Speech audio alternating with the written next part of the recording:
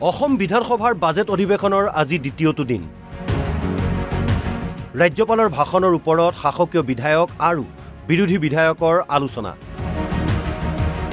বিতৰ্কৰ মাজেৰে আৰম্ভ হয় সদন প্ৰশ্নোত্তৰ শিতানৰ মাজেৰে আৰম্ভ হোৱা বিধানসভা বাৰে বাৰে সভা স্থগিত ঘোষণা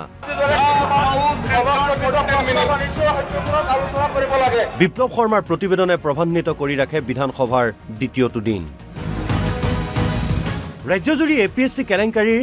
বিপ্লৱ শৰ্মাৰ প্ৰতিবেদনে তুলপাৰ লগাই থকাৰ সময়তেই বিধানসভাৰ মজিয়াটো উত্থাপন হয়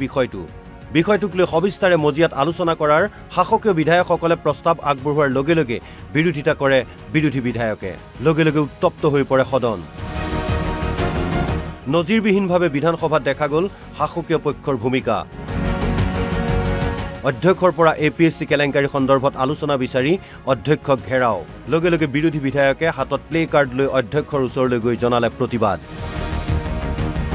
বিধানসভাৰ মজিয়াত উদ্ভৱ হোৱা উত্তপ্ত পৰিস্থিতিৰ পৰিপ্ৰেক্ষিতত অধ্যক্ষই তিনিবাৰকৈ সভা স্থগিতৰ প্ৰস্তাৱ গ্ৰহণ কৰে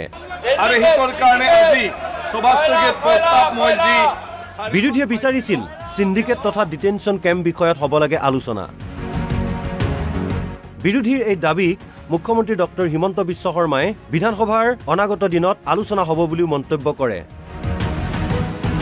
লগতে কয় চাৰিটা বিষয়ত হ'ব আলোচনা উমৰাংচু সিন্ডিকেট ডিটেনশ্যন কেম্প আৰু বিপ্লৱ শৰ্মাৰ প্ৰতিবেদন মাননীয় উপাধ্যক্ষ মহোদয় সদনত অলপ আগতে যি উমৰাংচুৰ কয়লা খনি দুৰ্ঘটনা আৰু ন্যায়াধীশ বিপ্লৱ শৰ্মা কমিটিৰ প্ৰতিবেদনৰ ওপৰত আলোচনাৰ ওপৰত দাবী উত্থাপন হৈছিলে আপুনি যি ধৰণে পাৰে এই দুইটা বিষয়ৰ কাৰণে সময় নিৰ্ধাৰণ কৰিব আৰু আমি উত্তৰ দিবৰ কাৰণে বা আলোচনা কৰিবৰ বাবে চৰকাৰৰ ফালৰ পৰা সাজু আছো মাননীয় অধ্যক্ষ মহোদয় যদি সিন্ডিকেটৰ ওপৰতো আলোচনা কৰিব খোজে কোনো আপত্তি নাই কি আপত্তি আৰু আমাৰ এইটো যিহেতু গোটেইটো এটা বাজেট সেশন হ'ব এমাহ থাকিব গতিকে সিন্ডিকেটৰ ওপৰতো আলোচনা কৰিব পাৰে উমৰাংচুৰ কয়লাৰ ওপৰতো আলোচনা কৰক আৰু জাষ্টিস বিপ্লৱ শৰ্মা কমিটিৰ ওপৰত আলোচনা কৰক আৰু যদি কিবা ঘটনাই আপোনালোকক মন আমনি কৰি আছে এই আলোচনা কৰিব পাৰো কোনো আপত্তি নাই সদনত উত্তপ্ত পৰিস্থিতিৰ মাজতে উত্থাপন হয় এখন সংশোধনী বিধেয়ক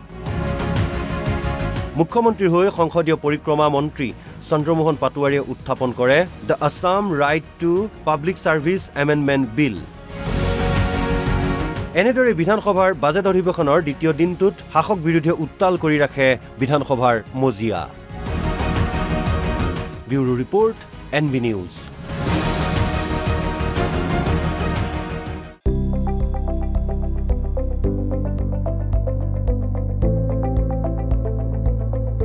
NB নিউজ সহজ সৰল ভাষাত নৱভাৰতৰ কথা